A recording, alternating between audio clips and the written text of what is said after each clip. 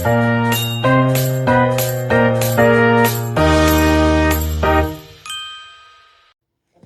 semuanya, pada kesempatan ini saya akan mempresentasikan materi tentang tokoh-tokoh pendidikan Indonesia serta gagasannya masing-masing. Yang pertama, tokoh pendidikan Indonesia yang sangat terkenal yaitu Ki Hajar Dewantara. Siapa yang tidak kenal dengan Ki Hajar Dewantara? Tentu nama ini sangat familiar di telinga kita. Ya, Ki Hajar Dewantara.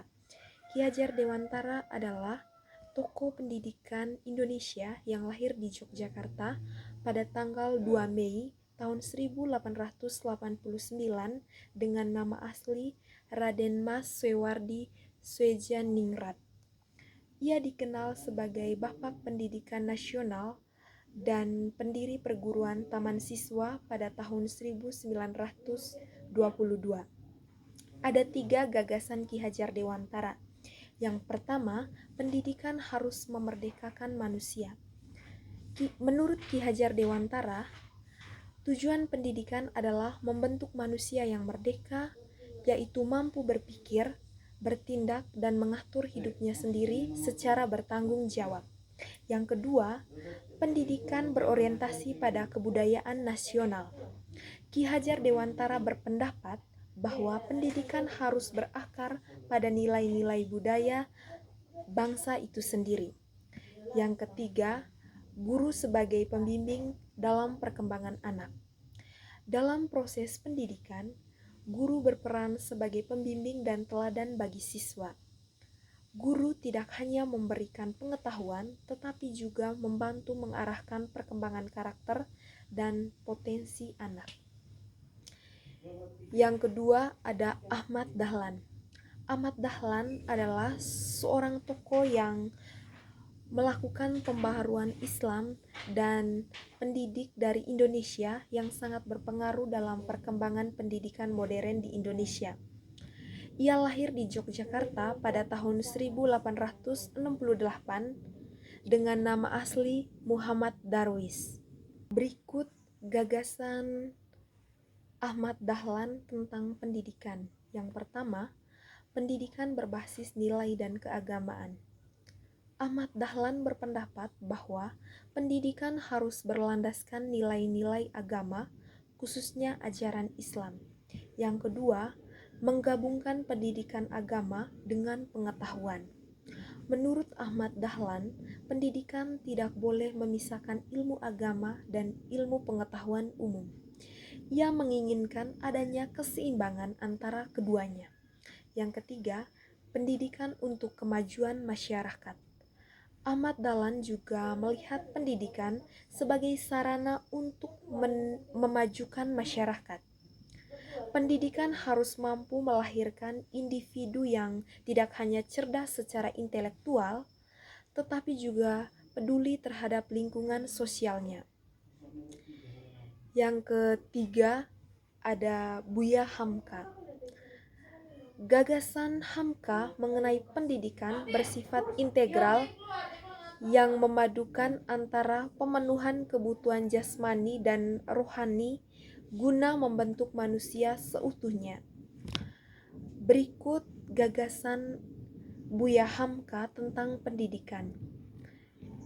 Yang pertama ada urgensi pendidikan, keseimbangan jasmani dan rohani.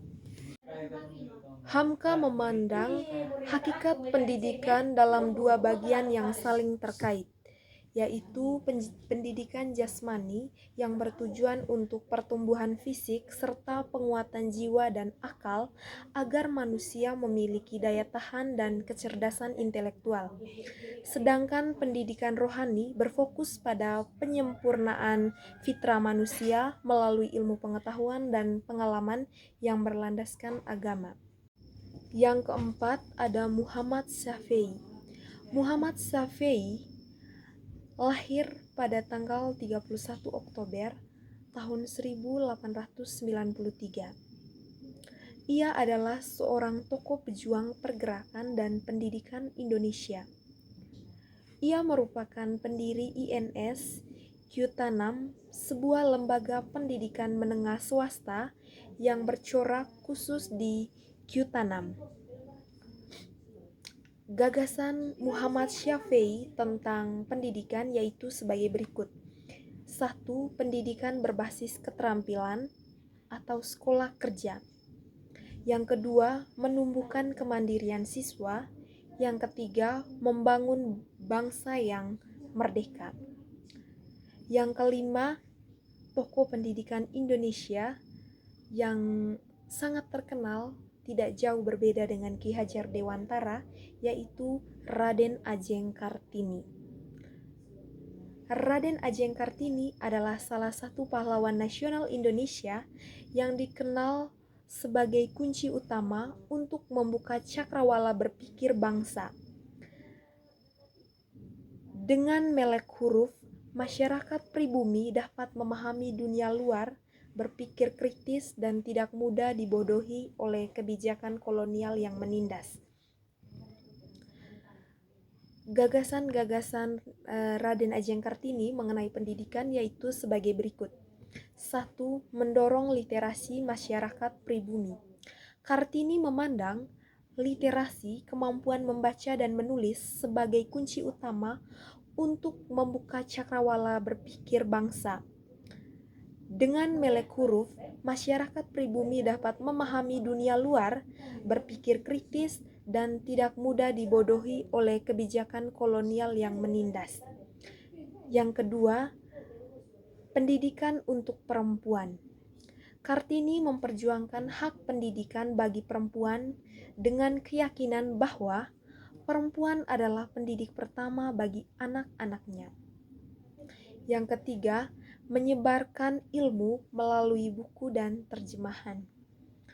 Ia percaya bahwa ilmu pengetahuan dapat diakses oleh semua kalangan.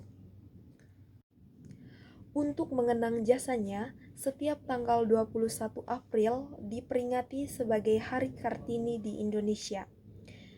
Kutipan terkenal Raden Ajeng Kartini yaitu, "Habis gelap, terbitlah terang." Itu saja presentasi saya. Sekian dan terima kasih. Kumet.